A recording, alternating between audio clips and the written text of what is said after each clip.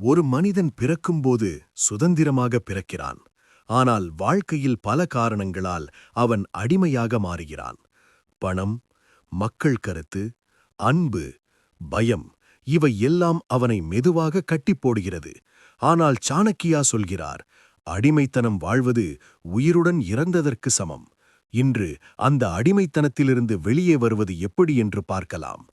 நீங்கள் உங்களுக்குள்ளே கேளுங்கள். யாராவது உங்களை ஏமாற்றினாலும் நீங்கள் அமைதியாக இருக்கிறீர்களா? யாராவது உங்களை மதிக்கவில்லை என்றாலும் அவர்களை விட்டு விலக முடியவில்லையா? உங்களுக்கு பிடிக்காத வாழ்க்கையை வாழ்கிறீர்களா?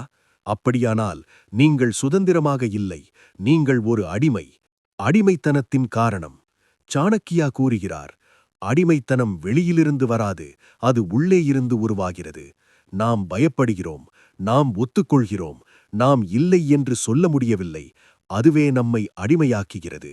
ஒருவர் உன்னை கட்டுப்படுத்தவில்லை, நீயே உன்னை கட்டுப்படுத்திக் கொள்கிறாய். 4 அடிமைத்தனங்கள் என்ன என்று தெரியுமா? இந்த வீடியோ முடியும் வரை பாருங்கள். 1.